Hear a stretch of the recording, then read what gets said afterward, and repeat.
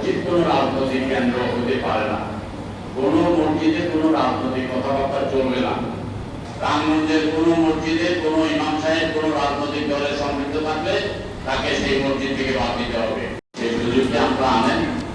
আমি মনে করি হেদায়েতের জন্য এই সমস্ত এই মহফিলগুলো খুব একটা কাজে আসবে বলে মনে হয় না। এক একটা মসজিদ থেকে যদি এক একজন মানুষ হেদায়েত হতেন তাহলে আমাদের সমাজটা অন্যরকম হতে। ইসলাম ধর্মে এই যে সুদের ব্যাপারে যে কথাটা বলছে, সর্বনিম্ন শাস্তির কথাটা বলছে, তাইলে অন্তত আমাদের এই সুদ ভিত্তিক সমাজ ব্যবস্থা হইত না। আপনার উচ্চ হারে আপনারা সুদ নিয়ে ভ্যান চালান, আবার সেই ভ্যানের করে সেই ভ্যানের মালিকও আবার জান্নাতের জন্য ভোটটা সেইভাবেই দেয়। একদিকে তিনি উচ্চ হারে সুদ গ্রহণ করেন, আরেকদিকে তিনি আবার জান্নাতের টিকিট কাটার জন্য ইয়ে করেন। যাই হোক, মসজিদ কোনো রাজনৈতিক কেন্দ্র হতে পারে না। কোনো মসজিদে কোনো রাজনৈতিক কথাবার্তা চলবে না। কোনো মসজিদে কোনো রাজনৈতিক আলোচনা করা যাবে না। প্রতিটি মসজিদের ইমাম এবং মুয়াজ্জিন সাহেব যারা আছেন, বিশেষ যারা ইমাম আছেন, আপনারা মসজিদ কমিটি দেখবেন কোনো ইমাম সাহেব যেন সরাসরি কোনো রাজনৈতিক দলের সাথে জড়িত হতে না পারে।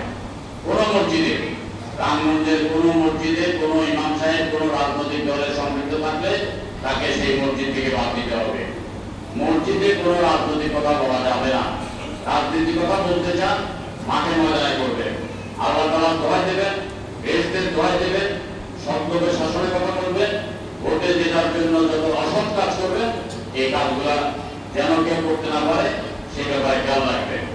এবং জানাজার নামাজকে সামনে রেখে শুধুমাত্র যার পরিবার থেকে কেউ মারা গেছেন তিনি কথা বলবেন। আলাদাভাবে একজন, দুইজন, তিনজন, চারজন, পাঁচজন রাজনৈতিক বক্তব্য দিবেন। এই কালচারটা যাতে আপনারা সরে আসবেন। জানাজার নামাজ সামনে রেখে মানুষের ধর্মীয় অনুভূতিকে আঘাত করে আপনারা বক্তব্য রাখবেন, সেই ব্যাপারে আমি আমার নেতা কর্মীদেরকে সচেতন থাকার জন্য অনুরোধ করব। আমরা একটা সুন্দর সমাজ নির্মাণ করতে চাই, আধুনিক সমাজ নির্মাণ করতে চাই। যদিও আমার মনের মধ্যে প্রচন্ড যুদ্ধ আছে, ক্ষোভ আছে, বেদনা আছে, হাহাকার আছে, তারপরেও যেহেতু আমি এলাকার সন্তান, মারা গেলে এই করপাড়াতে আমাকে মাটি দেওয়া হবে।